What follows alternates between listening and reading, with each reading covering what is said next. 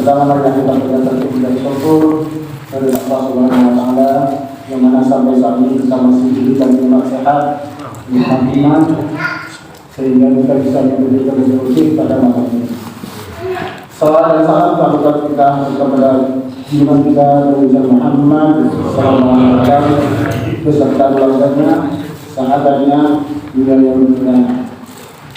Langsung saja pada malam ini kita dipimpin oleh kita di hari ini Pak Al-Bani. Alhamdulillah kita berada kita pada beliau dan silakan dengan berdoa. Demikian, assalamualaikum warahmatullahi wabarakatuh.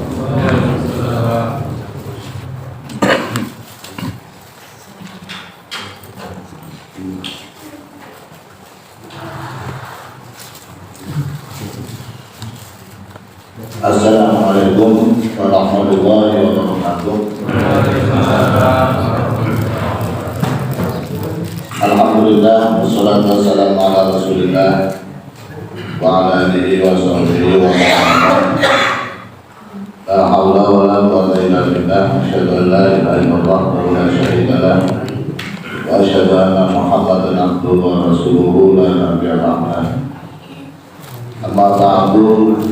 Qala al-musannif rahimahullah wa nafa'ana bi ulumihi fid dharain amin ya rabbal alamin. Bismillahirrahmanirrahim. Pada nama kita melanjutkan masih seputar surat An-Nisa. A'udzu billahi minasyaitonir rajim. Bismillahirrahmanirrahim. Wa'budullaha wa la tusyriku bihi syai'an wa bil walidayni ihsanan wa bidil qurba wal yatama wal masakin wal jari dzil qurba wal jaril junubi was sahibi bil janbi wal sabil wa ma malakat aymanukum innallaha la yuhibbu man kana mukhtalan fakhura. الذين يبخلون ويأمرون الناس بالبخل ويكتمون ما آتاهم الله من فضله وأعتدنا للكافرين عذابا مهينا. والذين ينفقون أموالهم رئاء الناس ولا يؤمنون بالله ولا باليوم الآخر ومن يكن الشيطان له قرينا فساء قرينا. Bismillahirrahmanirrahim. Wa'budullaha dan menyembahlah kamu kepada Allah, wala tusyriku bihi syai'an, dan janganlah kamu sekalian mempersekutukan Allah dengan segala sesuatu. Wa bil walidaini, dan terhadap kedua orang tua berbuatlah kamu dengan baik. Juga wa bidil qurba, terhadap kerabat, wal yatama, dan anak-anak yatim, wal masakin, dan orang-orang miskin, wal jari dzil qurba, dan tetangga-tetangga yang selain kerabat dia juga adalah orang yang dekat, wal jari junubi, dan tetangga yang jauh, wasahibil jambi, dan teman yang jauh, wal sabil, dan musafir, wa ma malakat aymanukum, dan perkara-perkara yang dimiliki oleh kamu. Innallaha la yuhibbu man kana mukhtalan fakhura. Sesungguhnya Allah tidak mencintai orang yang sombong, fakhur, dan menyombongkan diri. Siapa dia? Alladzina yabkhuluna, orang-orang yang pelit, wa ya'muruna an-nasa, dan orang-orang yang mengajak orang lain untuk berbuat bukhal, pelit. Wayakumu nama atahumullah, dan menyembunyikan apa-apa yang sudah diturunkan oleh Allah terhadap mereka dari anugerah Allah. Wa aqadna lil kafirina adaban muhina, dan telah kami siapkan untuk orang-orang kafir siksa yang sangat hina dan menjadikan dia hina. Waladina, dan orang-orang yang sombong itu juga termasuk di antaranya orang-orang yang menginfakkan harta mereka ria'an nasib, karena ingin dipandang oleh manusia. Wala yu'minuna billahi wal yawmil akhir, dan orang yang tidak beriman dengan Allah dan tidak beriman terhadap terjadinya hari akhir. Wa ma yakuni syaitan lahu qarina, wa man yakuni syaitan lahu qarina, dan barang siapa yang menjadikan syaitan bagi dia sebagai teman, maka seburuk-buruknya teman yang dijadikan teman adalah syaitan.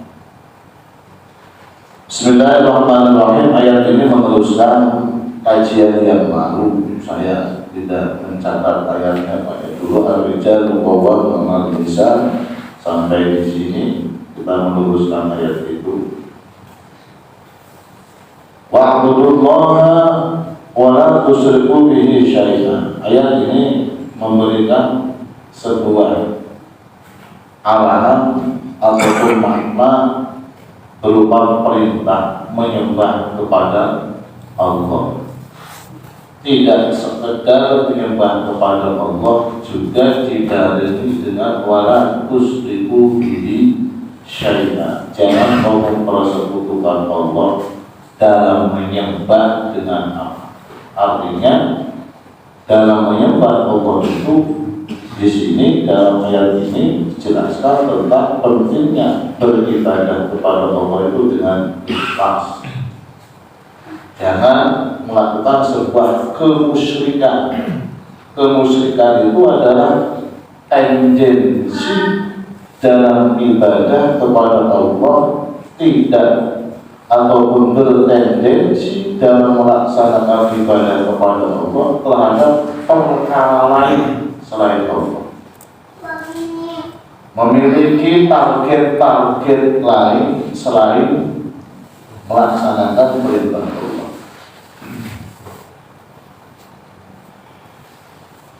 Artinya dalam dia menyembah kepada Allah bukan sekedar melaksanakan perintah Allah, tapi ada hal yang lain selain melaksanakan perintah Allah. Ada perkara yang lain yang mendasari dia melaksanakan perintah Allah itu. Ada target-target lain. Ini kalau kita ngaji dalam ataupun dalam dimensi tasawuf, ibadah itu, orang ibadah itu ada 3. Dan ini yang disebut sebagai orang yang sudah selamat dari ikhlas.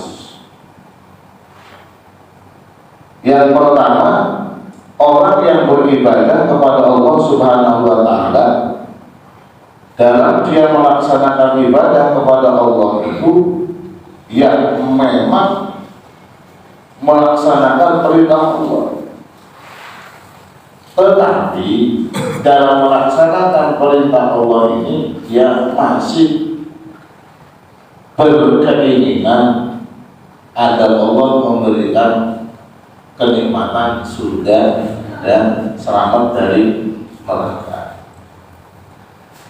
Ini yang kelas seperti ini lupa, ini sudah masuk dalam kategori ikhlas. Ikhlas kelas rendah. Artinya selain ini yang belum ikhlas. Sampai ibadah yang lancar rezeki, itu namanya syirik khafi. Ya. Kalau syirik jari itu memang memiliki tendensi ada sesuatu yang lain yang memiliki kuasa selain Allah, seperti kemusyrikan orang Makkah dulu gambarannya. Ya bukan orang Makkah dulu doang, sekarang juga ketika seseorang memiliki tendensi keyakinan bahwa ada perkara lain selain Allah yang memberikan pengaruh, nah itu sudah musyrik. Sampai berobat rumah sana dokter kuwi sing ngwalaske, ya itu jenenge wis musyrik.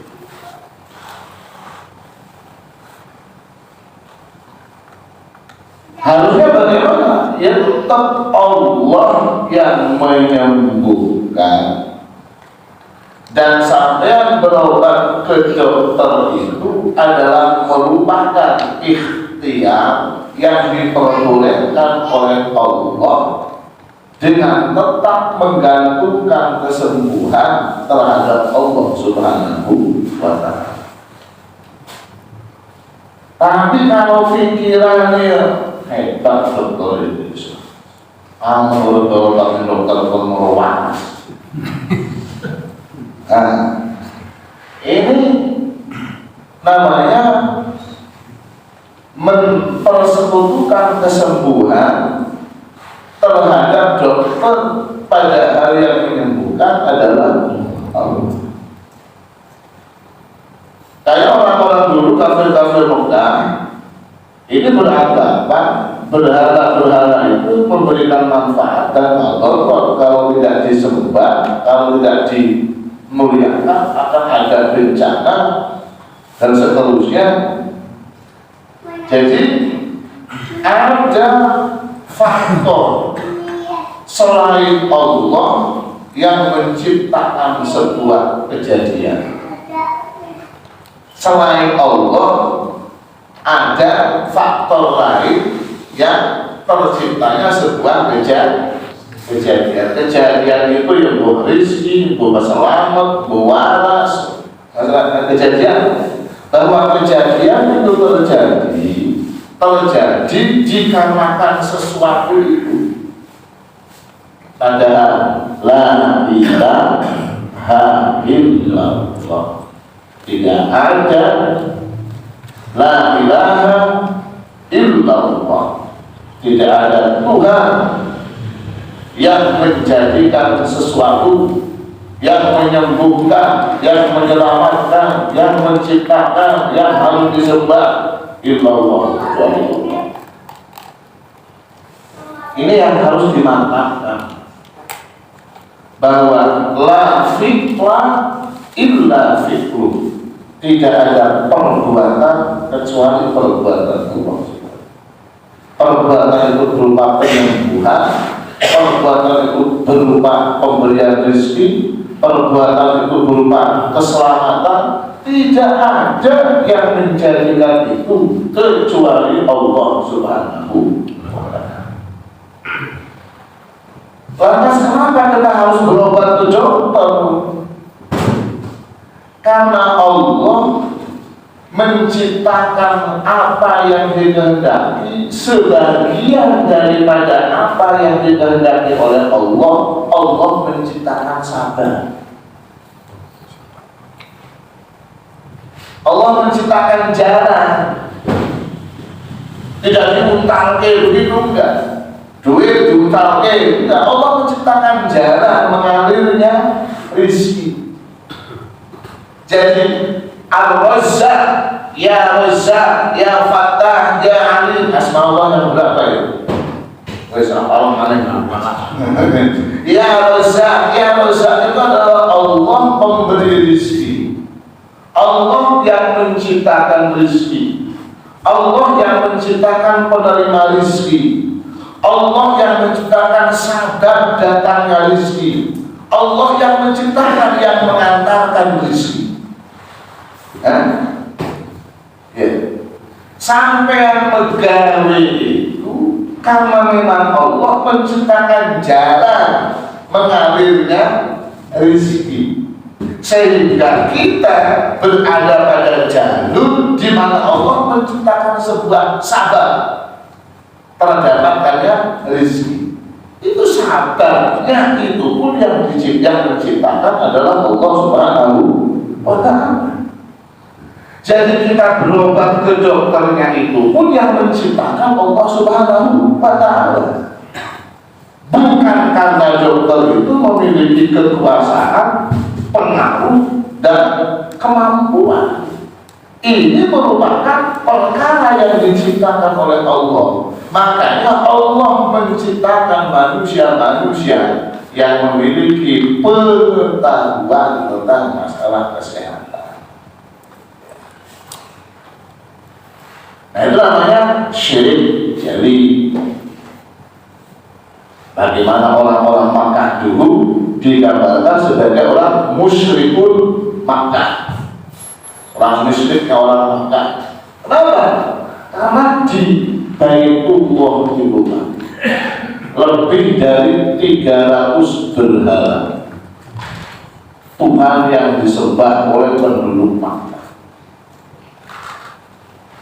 Wong sugih Tuhane emas, sing ora pakai sugih yo kayu, sing kere watu.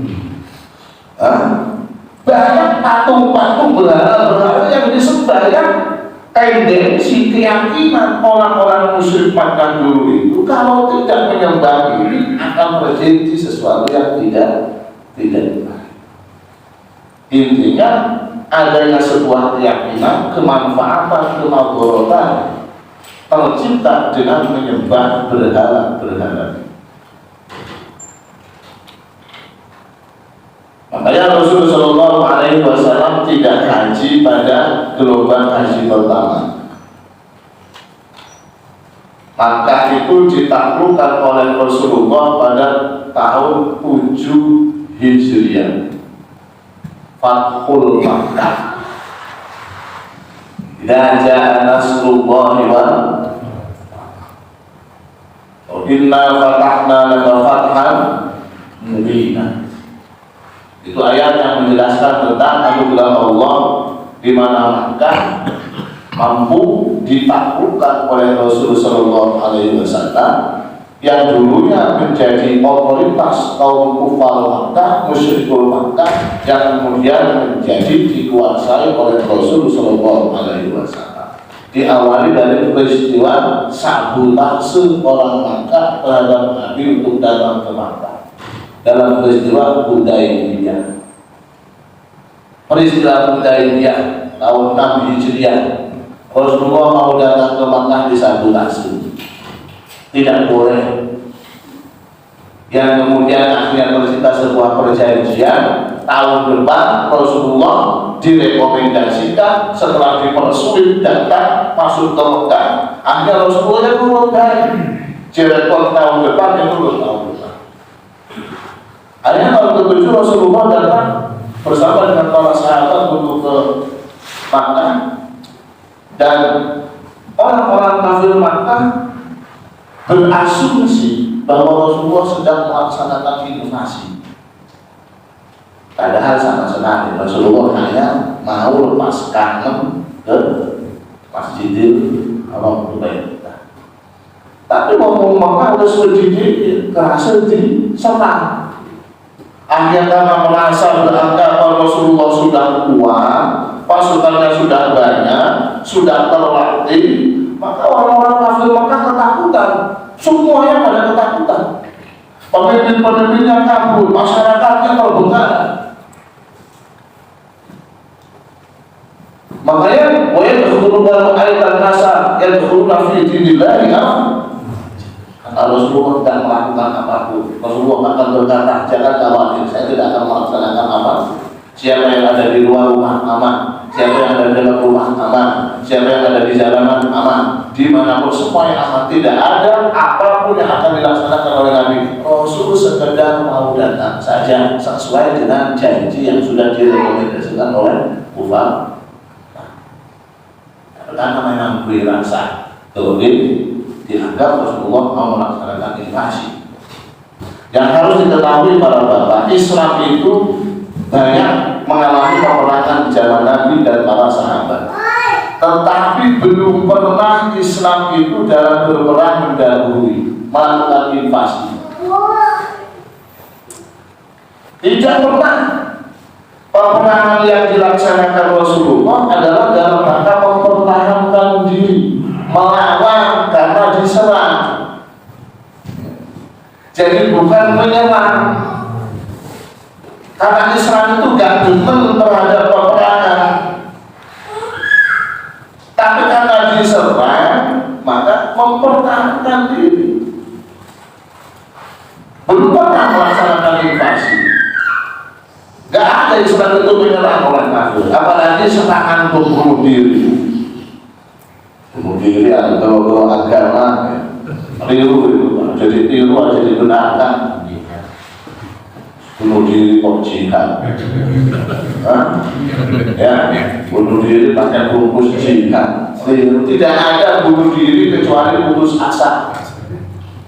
Ya, tidak ada orang melaksanakan bunuh diri kecuali karena putus asa. Nggak benar. Kalau perang, tujuan perang itu menang, bukan mati.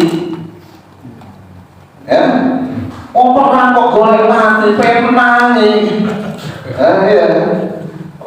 Makanya seruannya ish kalimah al-mut syahidah, hidup mulia merdeka, kalaupun mati syahid. Itulah yang didengungkan pahlawan-pahlawan kita, pahlawan Indonesia, merdeka atau mati. Tapi merdeka pilihan utamanya, Pak. Menang pilihan utamanya. Wong perang itu ya targetnya, Pak. Karena nggak boleh mati.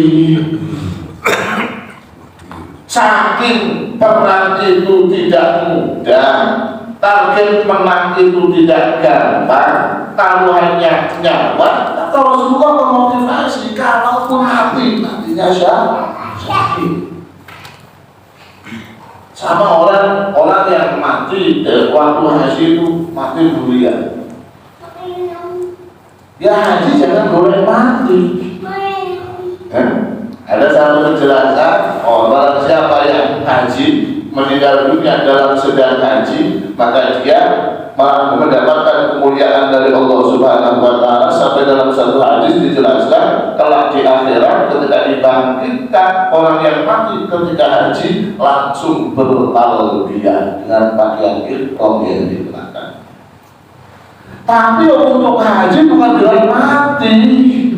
Ya, saking haji itu ibadah yang memang ibadah yang berbeda, sehingga dimotivasi oleh Rasulullah agar orang tidak takut beribadah haji, agar mantap dalam berhaji. Kalaupun mati sejak haji, matinya dimuliakan oleh Allah Subhanahu wa Ta'ala. Para bapak, jangan awas itu ajaran-ajaran bunuh diri. Gak benar, gak masuk dalam kategori mati syahid. Sangit ya. Nah, Islam itu senang damai, sesuai dengan namanya Islam. Tidak ngajak perang, tapi tak di perang ya, gak di aja lah, melawan. Makanya Rasulullah menyebutkan sebuah peribahasa, jadilah kamu orang mukmin itu seperti tawon. Seperti tawon. Tawon ya. Apa tawon itu? Tawon itu tidak pernah hinggap kecuali di tempat yang wangi. Yang kembang. Jadi ngomongin kemana? Masjid, majelis zikir, majelis ilmu, ya, hal-hal yang manfaat. Coba Lalu itu tempat yang mampu, bahkan sampah, busuk. Orang mukmin itu kayak umbang, kayak tawon. Adanya di tempat-tempat yang wangi. Mungkin tempat-tempat ya seperti keburukan masyarakat itu gak ada di situ, orang muslim udah ada. nggak ada di situ kan? Itu lalat itu. Lalat itu sebenarnya tempat busuk, ya, tempat baru, tempat kotor. Ngomong itu sebenarnya tempat sedang masjid. Wali dan ngomongnya gampang. Lagi masjid takut, masjid takut, nggak ada. Nah masjid dia mesti anu. Yang kedua, apa istilahnya analog yang disampaikan oleh Rasulullah tentang orang mukmin itu? Tentang tawon. Tawon itu tidak mengeluarkan perkara kecuali perkara yang enak, manfaat, bahkan jadi obat. Madu itu dua perkara yang berupa perkara yang manfaat, yang tidak sekedar manfaat, dia obat tanpa efek samping. Madu asli, ya. Madu, Pak, orang madu-maduan. Ya. Rasulullah itu memberikan dua, satu zam-zam. Zam-zam itu bukan sekedar minum, tapi jadi bisa obat. Dua madu bukan sekedar enak manis, tapi dia jadi obat dan tanpa efek samping. Orang diabetes saja minum madu nggak apa-apa. Nek madu asli, madu pancingan, isinya asli gula, beda lagi. Tidak, ini madu beneran madu yang hasil penyerapan tawon, ya, yang diolah melalui tawon mengeluarkan. Tawon itu tidak mengeluarkan perkara kecuali yang dikeluarkan perkara yang enak dan bahkan jadi obat. Orang mukmin itu yang keluar dari orang mukmin itu adalah sesuatu yang manfaat. Disenangi oleh banyak orang. Perbuatannya, ucapannya, kalimatnya, orang mukmin itu menjadi terapi, menjadi obat, menjadi renungan, menjadi manfaat. Orang mukmin omongannya yakin, dulu mukmin itu lamuk itu. Ya, orang mukmin omongannya sejuk, enak, tidak kebencian, bukan permusuhan. Madu. Ketiga apa? Tawon itu senangnya gerombol. Ya, senang berjamaah, ngomongin. Senang ada kelompok banyak jamaah. Saya juga paham sih aneh-aneh Pak. Saya membedakan dari pemahaman mayoritas. Ada tulis. Dan yang keempat, wong mukmin itu tawon itu gak mengganggu siapa-siapa. Gak gelem keluyuran di rumah sebenarnya.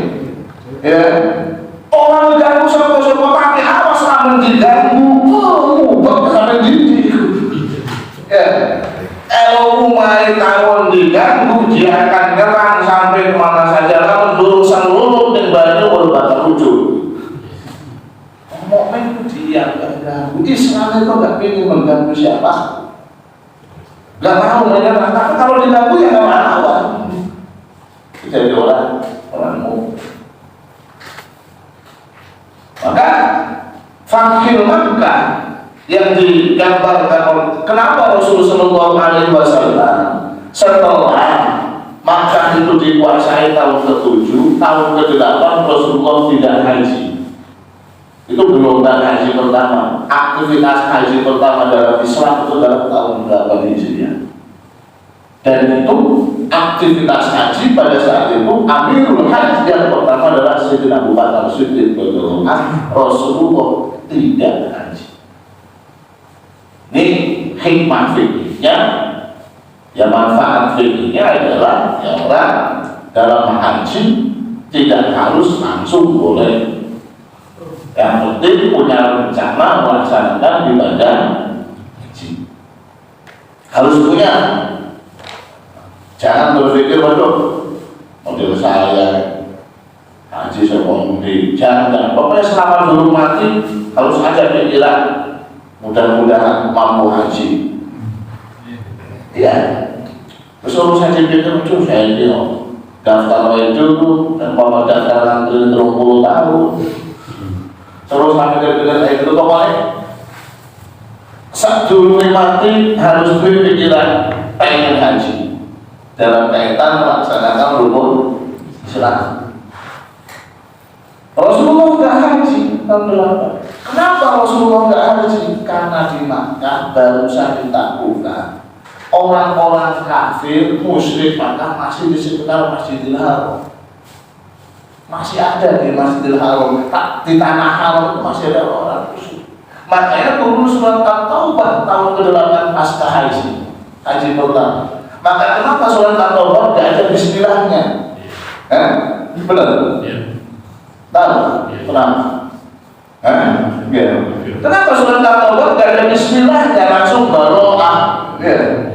Karena bismillah itu ayat rahmat, ayat kasih sayang, ayat yang mencerminkan sebuah kasih sayang. Surat Taubah itu adalah surat ultimatum terhadap musyrik Makkah untuk keluar tanpa ampun dari tanah haram. Setelah Makkah ditaklukkan oleh Rasulullah SAW, orang-orang musyrik Makkah masih ada di sekitar Makkah, masih ada di tanah haram. Tanah haram itu apa? Tanah haram itu di dalam batas miqat. Ya, miqat orang haji itu atau orang umroh orang haji masuk haji harus melalui ini miqat. Miqat itu batas wilayah tanah haram. Di dalam tanah haram itu nggak boleh orang musyrik ada di tanah haram. Senajan ada di Mekah harus keluar dari tanah haram. Tanah haram juga diperbolehkan untuk orang musyrik.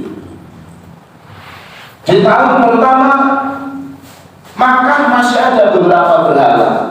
Rasulullah masih belum mau haji kalau di Makkah masih ada beberapa berhala dan masih ada orang-orang musyrik di sekitar tanah haram.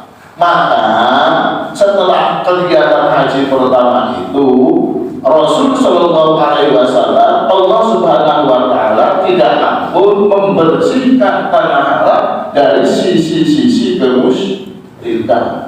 Didetik 4 bulan dalam surat At-Taubah untuk keluar fasiru fil ardh, pergi dari bumi tanah haram dengan waktu selama-lamanya 4 bulan. Nih 4 bulan masih gelem metu, maka akan dilakukan sebuah tindakan sweeping untuk pengusiran orang-orang.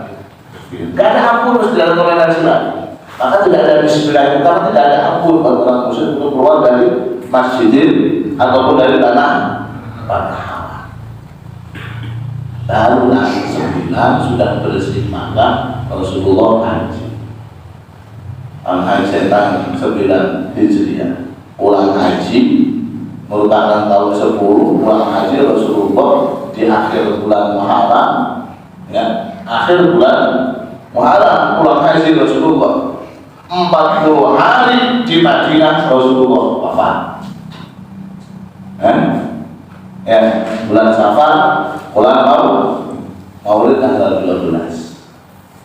40 hari Rasulullah di Madinah, Rasulullah wafat setelah haji. Pulang haji akhir bulan Muharram, Safar bulan Maulid tanggal 12 wafat Rasulullah. Ya. Itulah namanya kemusyrikan, musyrik jahili. Musyrik jahili itu memiliki tendensi keyakinan perkara lain yang memberikan pengaruh. Ada yang namanya musyrik khafi, syirik khafi, kesyirikan yang terselubung. Kesyirikan yang terselubung itu apa? Ibadah seseorang, ibadah kepada Allah Subhanahu Wa Taala, tapi di sisi lain dia juga pamer dengan ibadah. Dalam syirik khafi, sing bahaya dalam akidah itu adalah syirik Syirik jari itu nyata seperti tendensi ada yang perkara lain yang memiliki pengaruh selain Allah itu keluar dari iman. Tapi syirik khafi merusak iman. Ya bukan? Kalau syirik jari memiliki keyakinan, syirik yang nyata memiliki keyakinan adanya perkara lain yang memiliki pengaruh selain Allah Subhanahu wa ta'ala. Nah, ini adalah kesyirikan, ini adalah kontrak keimanan. Lawannya ini. Tapi kalau syirik khafi, kemusyrikan yang sama, itu adalah seseorang beribadah harusnya mutlak kepada Allah Subhanahu wa ta'ala, tapi ada program lain dalam ibadah itu. Nyambung? Ibadah yang suki. Ya, pokoknya ibadah ini selama Allah Subhanahu wa ta'ala, tapi dalam ibadah ada proposal. Allah yang suki. Dalam ibadah itu pengen dipuji, disebut sebagai orang soleh. Itu namanya syirik khafi. Kemusyrikan yang sama. Kemusyrikan yang sama ini membahayakan pada iman, bukan kontra ini. Kalau yang tadi adalah lawannya iman. Orang yang syirik jari itu adalah keluar dari iman. Tapi kalau syirik khafi masih tetap sebagai orang yang mukmin, tapi bahaya. Bahayanya apa? Amal perbuatannya sia-sia dan akan membahayakan terhadap keroposnya iman. Ya, tiba-tiba tinggal dunia kelihatannya ahli ibadah karena ibadahnya tidak murni karena Allah. Padahal ibadah, tapi ibadah yang tidak murni karena Allah, yaitu terjadi sebuah kudus syirik khafi, dan ini akan mengkroposkan iman, meninggal dunia dalam keadaan suhul sia-sia. Seperti sepak bola, nyerang terus, barang injury time kebobolan, ya tetap kalah. Senajan kan kesukaan vital.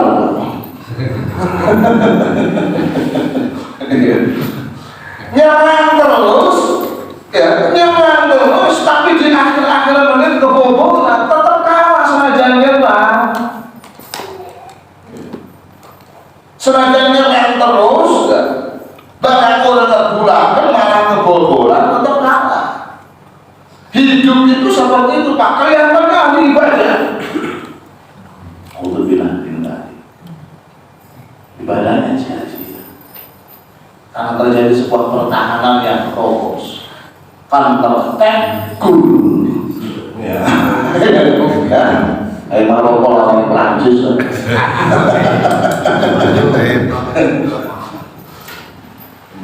Karena pertahanannya agak kuat, imannya agak kuat. Tapi kalau imannya kuat mutlak kepada Allah Subhanahu wa ta'ala, Allah yang menjaga.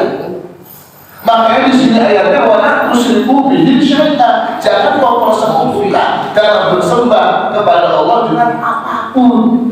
Ibadah atau ibadah mutlak karena Allah Subhanahu wa ta'ala. Jangan pengen lancar rezeki, jangan pengen naik pangkat, jangan pengen di alam. Nah, itu namanya suatu sebuah ibadah yang teragendakan dalam ibadah itu sisi-sisi yang tidak murni karena Allah Subhanahu wa ta'ala. Maka saya katakan ikhlas level pertama itu adalah ikhlasnya orang yang beribadah kepada Allah tapi masih ngarep surga. Sebenarnya itu tidak full ikhlas. Makanya orang tariqah, orang yang beribadah pengen surga, pengen selamat sama neraka, itu masih keliru. Nah, ini naik level. naik level ibadahnya orang-orang tariqah as-salik ilallah, orang yang menuju ke jalan Allah. Dia beribadah kepada Allah, dia tidak berharap surga ataupun neraka. Dia melaksanakan ibadah kepada Allah ingin parek karo Allah, bukan karena ingin surga. Urusan surga terserah Allah. Sebetulnya awal ini jadi wong parek karo Allah sebenarnya ya, dan kalau Gusti Allah ya berbakal itu kan. Tapi dia tidak masalah. Yang penting menjadi orang hamba yang disayang oleh Allah, yang dirahmati oleh Allah, yang diridhoi oleh Allah. Kalau Allah menempatkan dia di neraka, dia senang, asal Allah senang.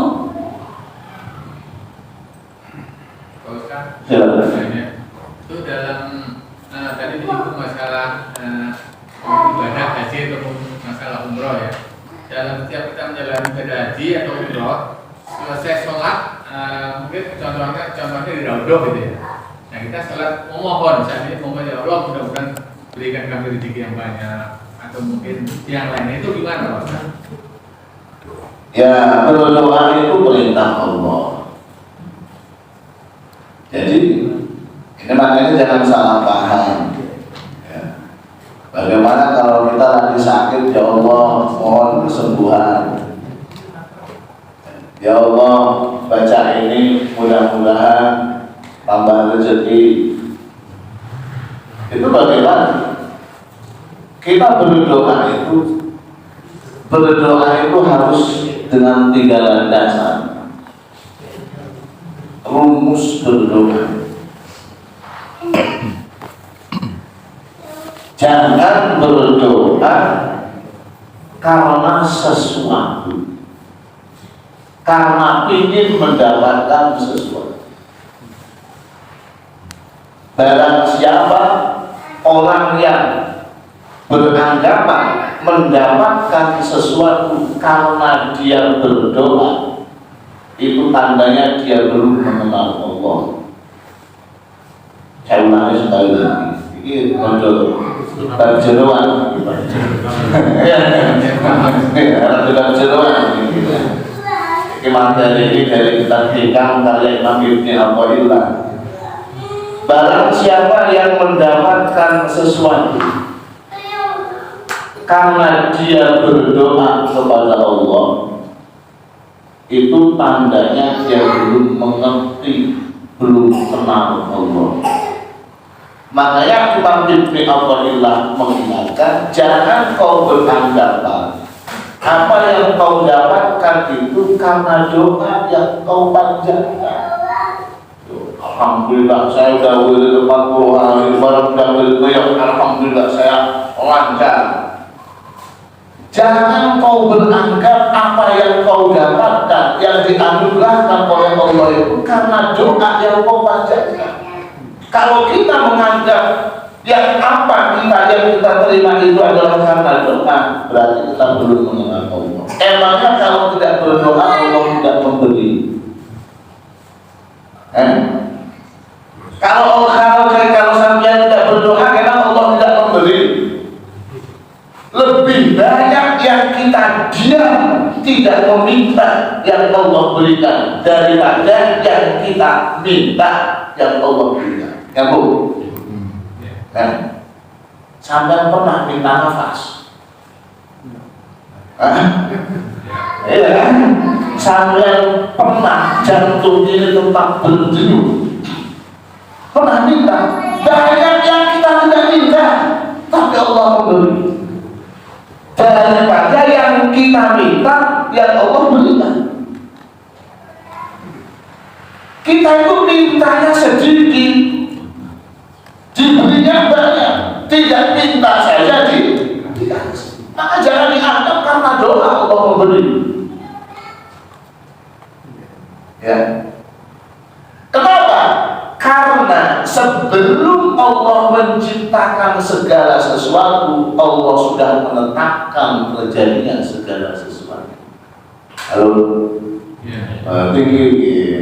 Sebelum Allah menciptakan segala sesuatu, Allah sudah menetapkan segala sesuatu.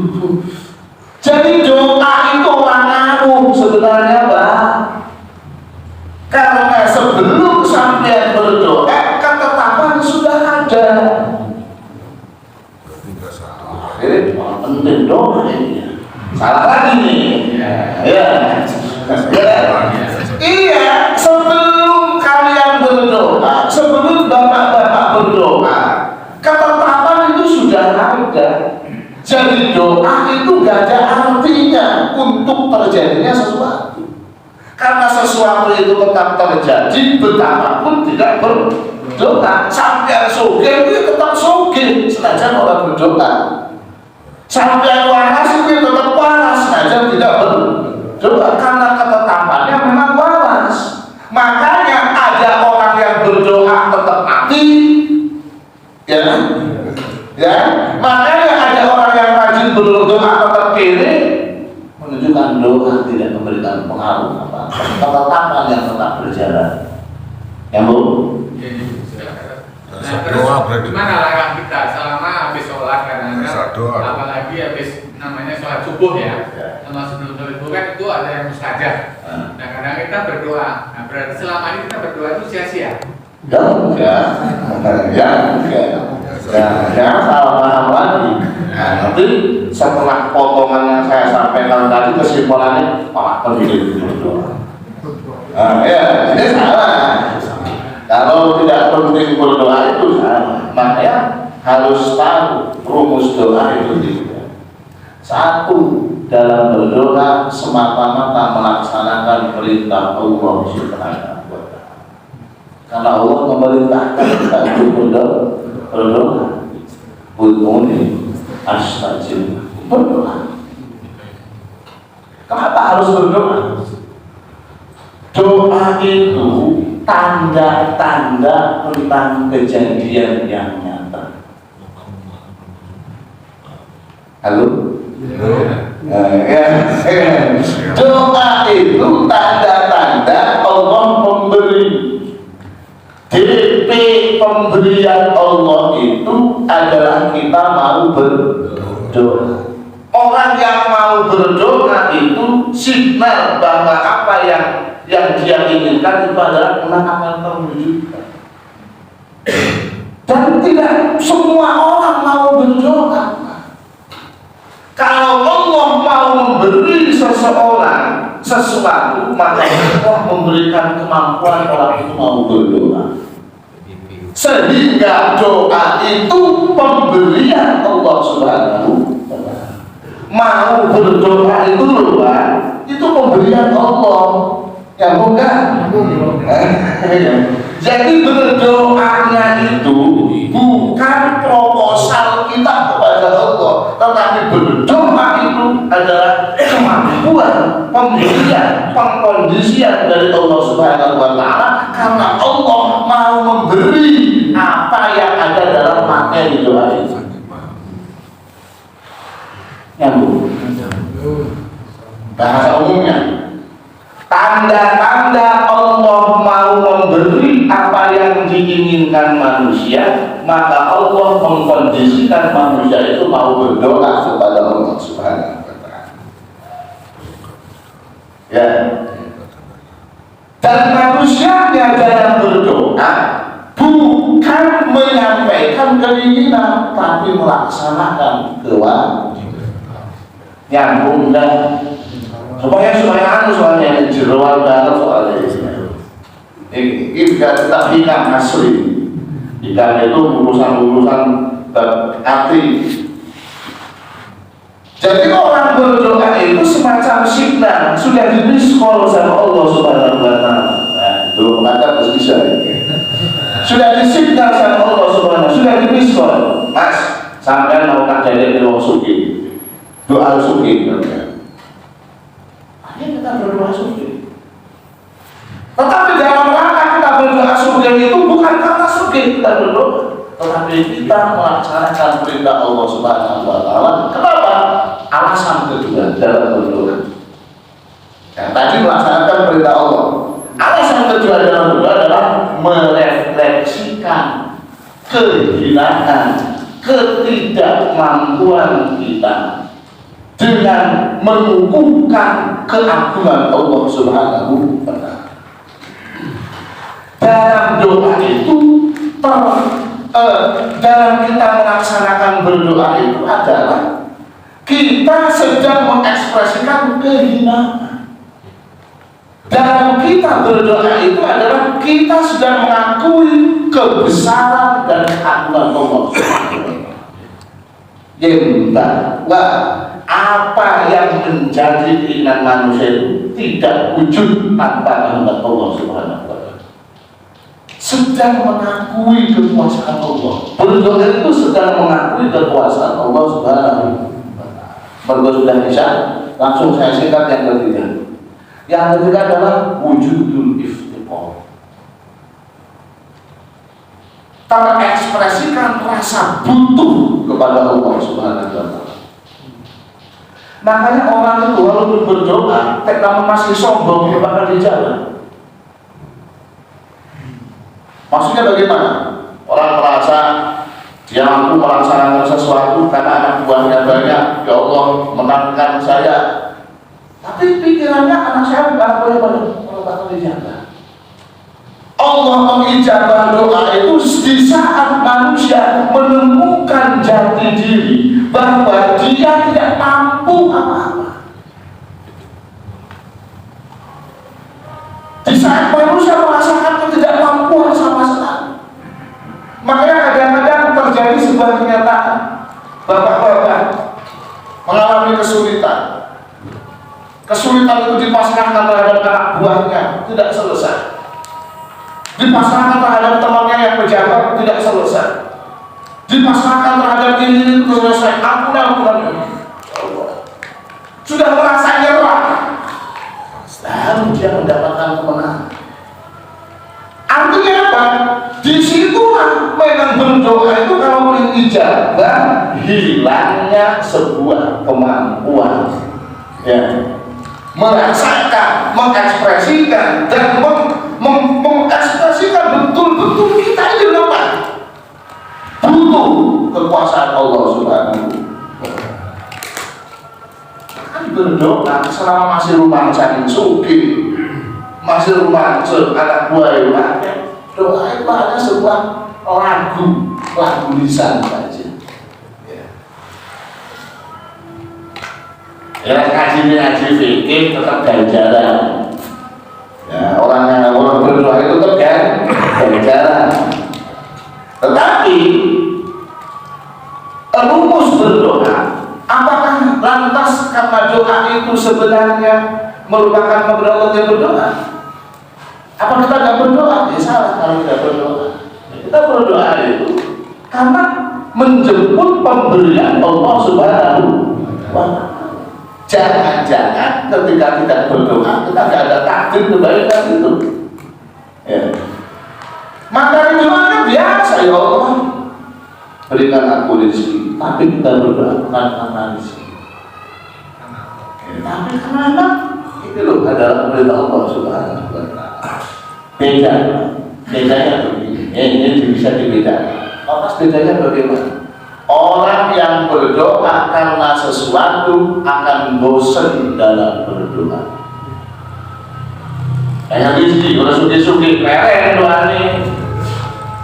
Karena doanya pengen sugi, tapi orang kalau berdoa karena melaksanakan perintah Allah, dia tetap berdoa. Senajan doanya ya Allah, sugiakan ya Allah, warasakan katanya oleh waras, tetap berdoa. Ya. Tapi kalau orang yang berdoa karena sesuatu, dia akan berhenti dalam berdoa. Diijabah berhenti, orang diijabah berhenti. Diijabah karena sudah perluannya sudah selesai, orang diijabah bosan. Ya. Tapi kalau orang yang berdoa karena Allah, dia tetap berdoa. Betapapun dalam materi yang disampaikannya tidak sama dengan kenyataan yang dilaksanakannya. Ya Allah selamatkannya oleh api oksigen yang bahaya. Tetap berdoa, ya. Maka doa yang dia sampaikan adalah ibadah. Doa itu ibadah. Berdoa itu melaksanakan perintah Allah. Ibadah itu gak ada marine sampai mati.